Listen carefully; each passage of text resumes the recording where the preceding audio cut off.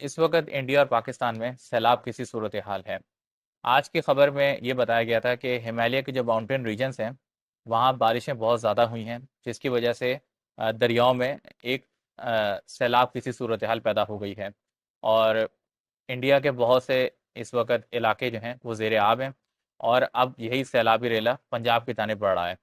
पंजाब में भी काफ़ी ज़्यादा तबाहकारी अभी देखने में आ रही है, और अब यही सैलाबी रेला आगे सिंध की जानिब जाएगा तो यकीनन सिंध में भी मामलात काफ़ी ख़राब ही होंगे। आमतौर पर यही देखने में आता है कि चूंकि इंडिया और पाकिस्तान एक डेंसली पॉपुलेटेड रीजन है, लिहाजा यहाँ आबादी के ज़्यादा होने के सबब लोगों ने शहरों में घर बनाने के बजाय अब वो दरियाओं के किनारे आके बसना स्टार्ट हो गए हैं। अब होता यह है कि ज़ाहिर जब इस तरह की सूरत हाल आती है तो ज़्यादातर वही इलाका मकीन ज़ेर आब आते हैं, और उन्हीं की ज़िंदगी को सबसे ज़्यादा ख़तरा भी होता है।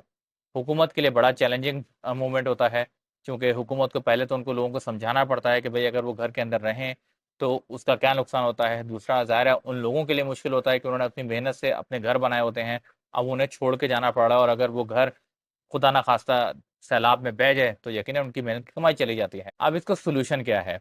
एक तो ये है कि आप हर साल वेट करते रहें, और फिर आप जो है वो बस जिस तरह एक ट्रेडिशनल तरीके से आप एक इमदादी कार्रवाइयाँ कर लें, लोगों को सेफ मकामात तक पहुँचा दें, जब सैलाब चला जाए तो दोबारा से रिहेबिलिटेशन करें और लोगों को ला के बसने दें। और एक तरीका ये कि आप इसका एक सस्टेनेबल सोल्यूशन तलाश करें, जिसके लिए बहुत ज़रूरी है कि दोनों ममालिक की हुकूमतों को अपनी प्रायोरिटीज़ चेंज करने की ज़रूरत है। आम तौर पे दोनों ममालिक की जो हुकूमतें हैं उनका ज़्यादा ज़ोर दिफा पे और होता है, यानी डिफेंस के ऊपर। उनका डिफेंस बजट हमेशा ज़्यादा होता है, वो एक दूसरे से जंग की तैयारी ही में ज़िंदगी सर्व कर देती हैं। क्या ही अच्छा हो जाए कि अब जब दोनों ममालिक को समझ में आ गया है कि भाई ये जो सैलाबी रेला आता है ये कोई कौम या बॉर्डर तो देखता नहीं है, तो इससे बेहतर अच्छा नहीं है कि हम अपने रिसर्च एंड डेवलपमेंट पे खर्च करें, अपने इंस्टीट्यूशंस बिल्डिंग करें, लोगों को इस बात की तरगीब दें कि भाई आप इस पे ज़रा रिसर्च करें और हमें बताएं कि इसका सोल्यूशन क्या है। तो आपको पता लगे कि भाई देखें हमें जो है वो कहाँ-कहाँ अपनी अर्बन प्लानिंग करनी होगी, कहाँ हमें रूरल प्लानिंग करनी होगी, किस तरह से हमें दरियाओं के पैसेज वेज बनाने होंगे, या हम उनको किस तरह रोकथाम कर सकते हैं। यकीन दुनिया में इसके हज़ारों सॉल्यूशंस मौजूद हैं, लेकिन ये सॉल्यूशन आप उसी सूरत में पढ़ सकते हैं और इम्प्लीमेंट कर सकते हैं जब आप रिसर्च एंड डेवलपमेंट पे इन्वेस्ट करेंगे।